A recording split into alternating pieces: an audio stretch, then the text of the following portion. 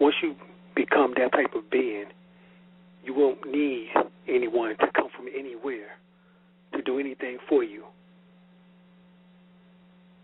You can wipe your behind yourself. You don't need anyone to wipe your behind. These are the things in which that, we wait for. It's like, people are waiting for white Jesus to come back to wipe their ass. And this is ridiculous. If we're going to usher in this new earth and this new heaven, it's going to come at the behest of us coming into alignment with this particular planetary, solar system, solar, Milky Way galaxy, Palladian connection, Sirius connection, in which that is stated that the central sun, Alcyon, which is in the Pleiades, which is hundreds of times larger than our sun and is the central sun of our galaxy, we are going to be in alignment with our sun and our solar system, specifically our Earth, December the 21st through 24th. And then that's during the same time that they say that Jesus died for the 3 days and 3 nights. And then on the 25th, we're supposed to step into the new age of Aquarius and the end of the Piscean age. So it's not the end of the world. It's just simply the end of an age, a 2,160-year age, or 2,000-year age. All right, this is the reason why Jesus' symbol in the New Testament was that of a fish, symbolically to Pisces. This is why he seen Peter and Andrew, and he told them to cast down their nets and he'll make them fishermen of men. On the symbol of Pisces, there's 2 fish. So those 2 fish are symbolic to the biblical Peter and Andrew. Peter symbolizes the phallic symbol in which that produced the sperm, which will be Andrew. Andrew symbolized the draw forth. All of that is symbolic in the storytelling. Right? Jesus himself symbolized the sun. This is why he had 12 disciples. He himself made the 13th symbol, which would be the sun and the 12 zodiac signs. Then when they asked Jesus in the book of Luke, the disciples supposedly asked Jesus in the book of Luke, I think it's the 22nd chapter, the 10th verse, it says, well, what will befall us in the last days?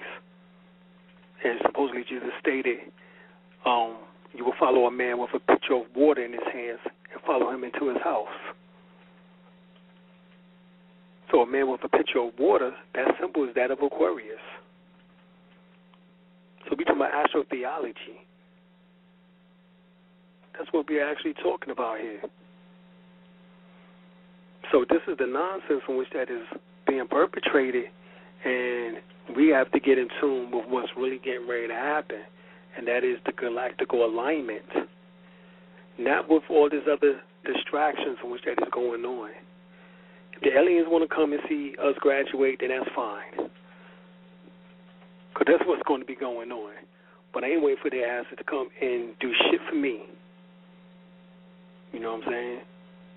Just like I ain't waiting for white Jesus to come and do shit for me.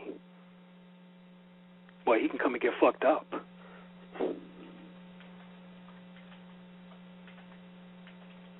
Because, that's really what, can happen.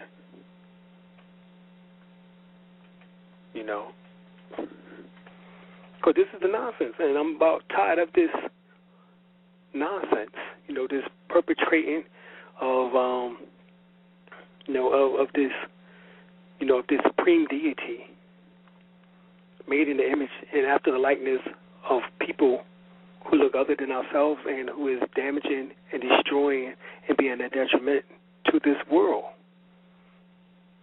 98% of the corporations in the United States are white male ran. So who else am I supposed to talk about the damage in which that is being done? If the corporation is 98% white male ran.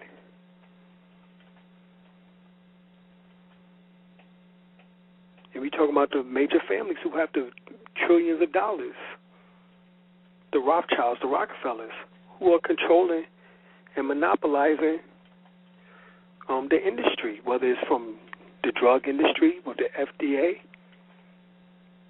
Food and Drug Administration, in which they're the ones who are putting genetically modified organisms into the food and then telling you that you can't get labels in order to eat the food. You can't find out what the labels, what the food has, within it, and there's no label for them. Your fruits and your vegetables are being altered. Monsanto, in which that the Rockefellers own, also, are doing the Terminator seeds. Now, if I'm not mistaken, if you're talking about genetically modified organisms or genetically altered food, then we got to think about, well, if genetically altered food is going into our system, then it must be genetically altering us.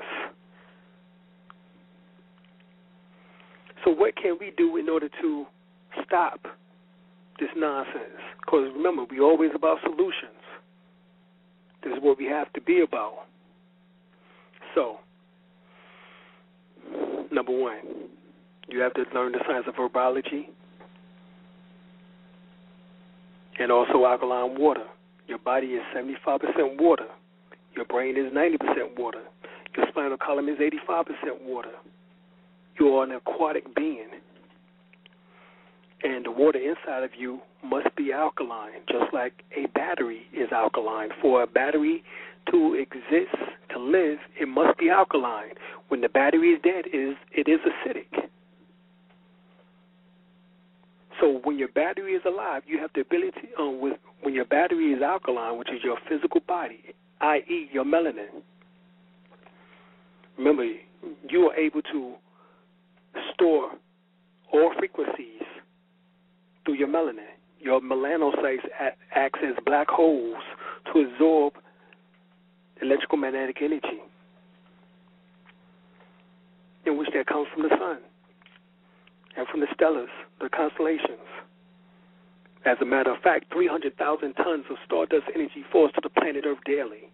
You as a melanated being must learn how to absorb your share of those star particles, because scientists have already determined that your body is composed of stardust particles, stardust energy. That's what you are. So, for particles, check this out. Let's get to this too. If I took a cell of your body, a strand of your hair, a speck of spittle, or a spot of blood, I can clone a whole nother you into existence with the memories that you had from the time you was born to that point of when I extracted those genes from you, and create a whole nother template of you. That means all 76 trillions of your cells acts as memory for your whole existence. And one cell, I can make a whole nother you. So that means that is a hologram. You yourself is a hologram. And what does holograms need in order to survive? Is light. So the way in which that you recharge your hologram or your battery is through light. Light is the primary source of energy. This is why as melanated beings, you must get at least 1 hour of sun a day, or you will develop what is called seasonal afflicted disorder, SAD, and you go into depression. Scientists already stated that you need at least an hour a day. And how we know? Because the sun is rays, which is the sun is 93 million miles away. It takes the rays of the sun to reach planet Earth 8 minutes and 20 seconds. Just like it takes 8 minutes and 20 seconds for the blood to go throughout your system, circulatory system, to bathe the brain, is 8 minutes and 20 seconds with the nutrients in which that it needs. So, you must be alkaline You must learn the science of how to absorb energy. We are light vampires. That's what we actually are. We are light vampires. Some of y'all might not like that, but that's what we are. We take in light. A vampire, on the other hand, which we've been used to seeing, cannot take in light if you notice. As a matter of fact, the light would kill them. This is why the Blade movies were so important. And Wesley outdid themselves on definitely 1 and 2. The third one was garbage. But at least 1 and 2 was good.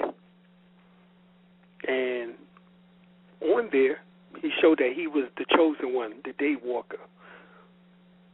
He was the light vampire. He's able to stand the light, drawing the light, utilize the light in order to defeat those who could not take it in.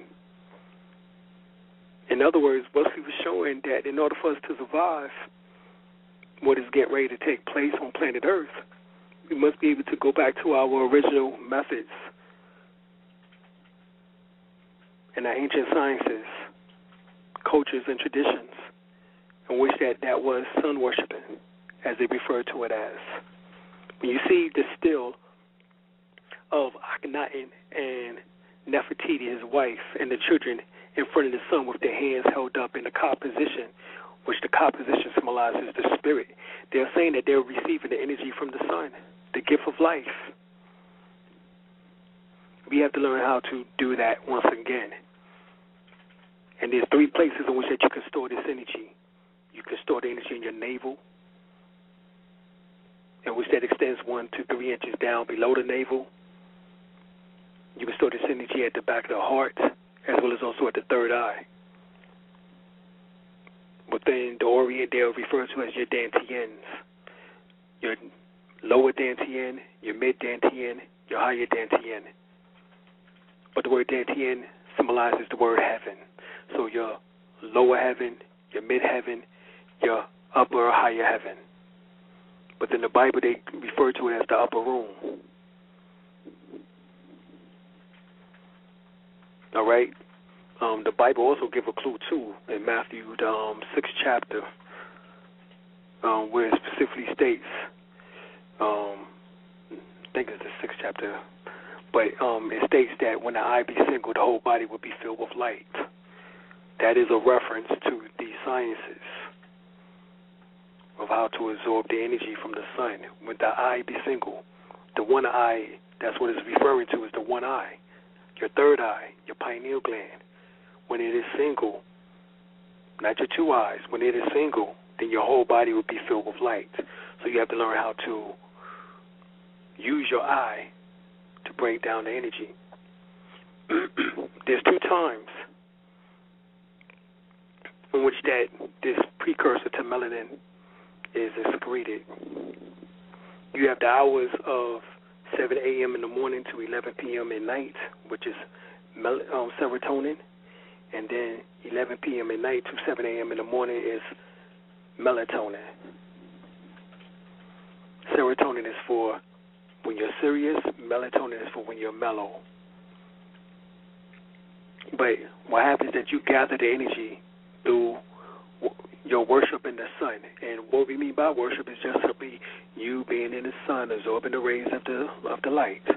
They have made that something negative, and they got you thinking that, oh, well, the Egyptians, they were sun worshipers, and, and they worship all types of gods. And that's not true. They acknowledge nature, and they had the various names for nature, just like we have the various names for nature that we see now. Water was happy. You get the right amount of water, you will be happy. You get the proper amount of water, you will be happy. Okay? They refer to as the breath, shoo. Well, that makes sense because the sound that we make when we sneeze is shoo,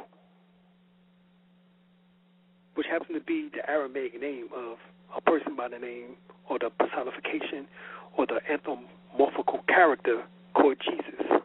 His Aramaic name is Yahshua. And that happens to be the sound that we make when we sneeze. which also happens